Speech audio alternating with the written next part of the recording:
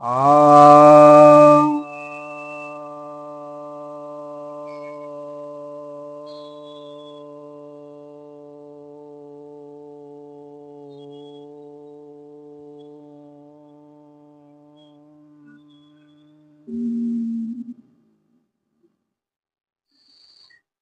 सभी भक्तजनों को सप्रेम नमः।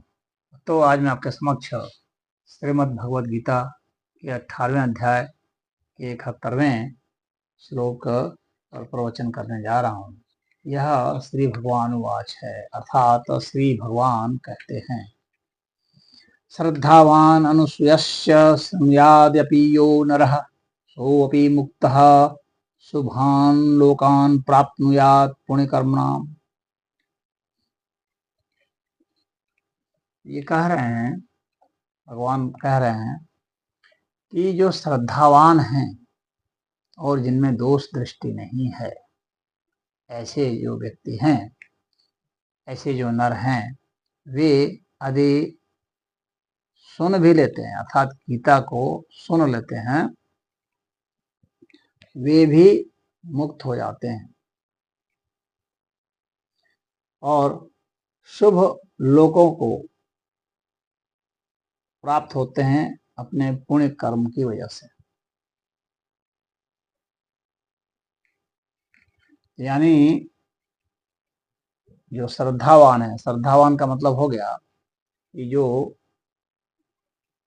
गीता में भगवान ने जो वचन कहे हैं, उन वचनों को वह भगवान का वचन मानता है, यथार्थ मानता है, सत्य मानता है, अपने लिए हितकारी मानता है, सबके लिए हितकारी मानता है, और इसीलिए उसका अनुमोदन करता है, उसका अनुपालन करने के लिए तत्पर है। वह व्यक्ति श्रद्धावान है। अनुसूयस्य अर्थात दोष दृष्टि उसमें नहीं है, वह मीन मेख निकालने के चक्कर में नहीं पड़ा हुआ है। भगवान में मीन मेख निकाल रहा है तो गीता में मीन मेख निकाल रहा है, तो जो वक्ता है उसमें मीन मेख निकाल रहा है, या आयोजक है उसमें मीन मेख निकाल रहा है, या प्रकाशक में निकाल रहा है, या इस तरह से। इसका मतलब यह नहीं है कि वह जो है अंधविश्वासी है, ऐसी बात नहीं। वह तर्क वितर्क करे, तर्क वितर्क करने की कोई मनाही नहीं, बल्कि तर्क वितर्क को तो हमारे यहाँ ऋषि माना गया है। परंतु तर्क वितर्क जब कर लेता है, एक बार स्पष्ट हो जाता है, फिर उसमें दोष दृष्टि वह नहीं देखता है। फिर भगवान के वचनों में और भगवान के वचन के कहने वाले में, यानी वक्ता में, दोष दृष्टि नहीं देखता है। तो ऐसा व्यक्ति जो है वो यदि सुन लेता है, पढ़ना दूर, लिखना दूर, अध्ययन करना दूर, यदि वह सुन भी लेता है तो वह मुक्त हो जाता है। यानी अगर उसमें परम श्रद्धा है और परम अनुसूय अवस्था है तो वह मुक्त हो जाता है। और यदि वह ऐसा परम नहीं है, मतलब श्रद्धा में भी थोड़ा छोटे स्तर का है, या थोड़ा मध्यम स्तर का है, या उच्च स्तर का है, तो ऐसे जो है, ऐसे श्रद्धावान भी जो हैं, वो अपने पुण्य कर्म के आधार पर, पुण्य कर्म मतलब कोई अन्य फल, कोई अन्य जो है कर्म का पुण्य फल यहाँ पर नहीं बताया गया। यहाँ पुण्य कर्म क्या है, कितना बढ़िया से वह सुन लेता है, कितना बढ़िया से गीता का अध्ययन कर लेता है, गीता का पालन कर लेता है, वहाँ यहाँ पर वह पुण्य कर्म है। यहाँ वह यज्ञ हवन करना और किसी और प्रकार का जो अनुष्ठान वगैरह होता है, उसका यहाँ पर पुण्य कर्म से मतलब नहीं। यहाँ पर इस पुण्य कर्म से मतलब है, यानी अधिक से अधिक गीता का पाठ करना, अध्ययन करना, समझना, उसको अपने जीवन में उतारना, दूसरे को बताना, सुनाना, इस तरह से मतलब है। तो अधिक से अधिक अच्छा से जो सुन लेता है, श्रद्धा करता है, और अधिक से अधिक जो दोष दृष्टि से मुक्त होता है, तो उसकी बात है। जो एकदम सबसे बढ़िया हो जाएगा तो वो मुक्त हो गया। और जो उससे जिसका लो ग्रेड है, जिस श्रेणी लो कम है, तो वैसा भी शुभ लोगों को प्राप्त हो जाता है। शुभान लोकान प्राप्त जात पुण्य कर्म नाम, तो शुभ लोगों को प्राप्त हो जाते हैं। अन्य शुभ लोग भी जो कहे गए हैं, यानी स्वर्गलोक, ब्रह्मलोक, तो वैसे लोग हैं। बाकी तो जैसे वैकुंठ हो गया, साकेत हो गया, कैलाश हो गया, इस तरह से बहुत सारे लोग हैं, अपने अपने इष्ट के अनुसार से उन लोगों को वह प्राप्त हो जाता है। तो यहाँ पर यह कहा गया कि सुन लेना ही काफी है।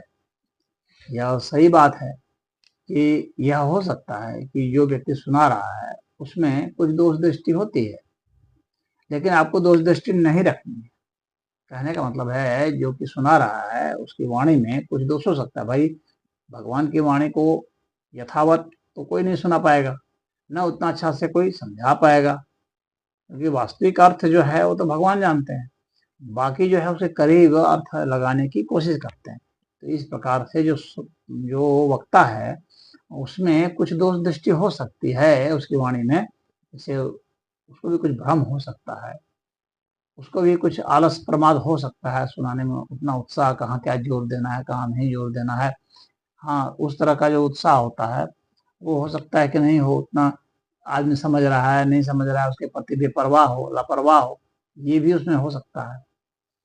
या उसके मन में ये भी भाव हो सकता है कि मैं अच्छा से सुनाऊंगा तो मेरा जो है मेरा पुण्य बढ़ेगा, ये भी हो सकता है। या वो सोचता है कि मैं सुनाऊंगा तो मुझे कुछ रुपये वो पैसे वगैरह मिलेंगे, इसका भी लालच हो सकता है, ये भी एक दोष माना जाता है। और ये भी हो सकता है कि उसकी इंद्रियां उतना साथ नहीं दे रहे हैं, वो मन बुद्धि वाणी से जो है वो उतना समर्थ नहीं हो पा रहा, उतना वो पटु नहीं है, उतना वो एक्सपर्ट नहीं है। ये हो सकता है, सुनाने वाले में दोष हो सकता है, लेकिन जो सुनने वाला है उसको चाहिए कि उसमें श्रद्धा करे, क्योंकि श्रद्धा करने से और उसमें दोष दृष्टि नहीं रखने से उसको अधिक लाभ होगा।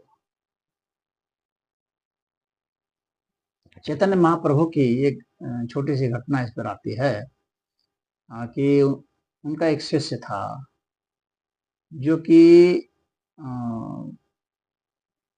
गीता जो है वो खूब पाठ करता था, और पाठ करता था तो एकदम अश्रु उसके आते थे, झरझर झरझर बहते थे, और पूरा गदगद हो जाता था वह।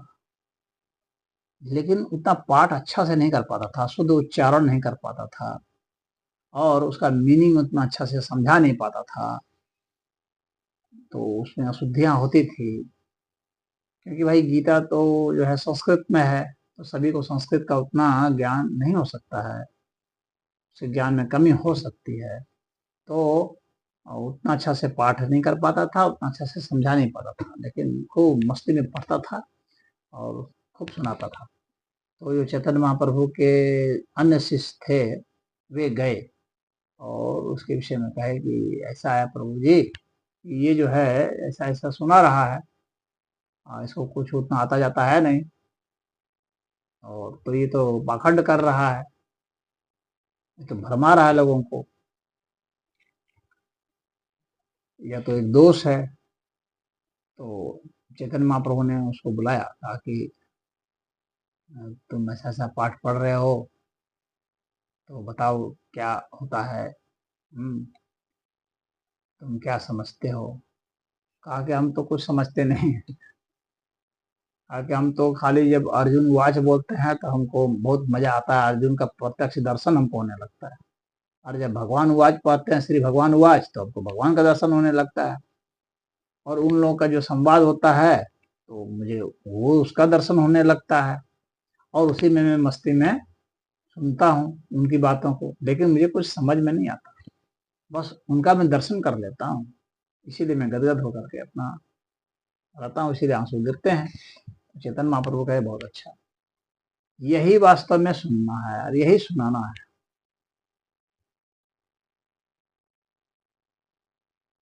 इतना आप श्रद्धावान हो जाएं कि आपको परमात्मा दिखने लगे, और क्या चाहिए, आखिर उद्देश्य क्या है, परमात्मा का दर्शन ही तो उद्देश्य है। और जब व्यक्ति को उनका श्री भगवान वाच ऐसे बोलते हैं तो इतना ही से उसको दर्शन हो रहा है, इसी में गदगद हो जा रहा है वो, और क्या चाहिए। पूरी गीता पढ़ने का क्या मतलब है। जब उतना ही से दर्शन हो जा रहा है। तो कहने का यही मतलब है कि आपको भले कुछ ना आए, आपकी श्रद्धा इतनी हो कि उसमें एक वाक्य, एक शब्द, एक अक्षर भी आपको परमात्मा के दर्शन करा सकते हैं, श्रद्धा आप में हो तो गीता सुनने से मात्र से ही व्यक्ति मुक्त हो सकता है। सुनाने से, पढ़ने से, अध्ययन से, भगवान ने पहले के श्लोकों में भी बता दिए हैं कि उनसे मुक्त हो सकता है, शुभ लोक को प्राप्त हो सकता है। और यहाँ पर भी दिया है। गीता का जो गुटखा वगैरह जो आता है उसको अपने पास रखना चाहिए। उसके रखने मात्र से ही आपको सारी शक्ति, बल सब कुछ मिलने लगता है। तो इतना गीता का महात्म्य है। तो गीता का एक एक जो श्लोक है वह मंत्र है और हर दोष का निवारण करने में समर्थ है। आपकी श्रद्धा होनी चाहिए। तो इसमें इतना ही। हरिओम।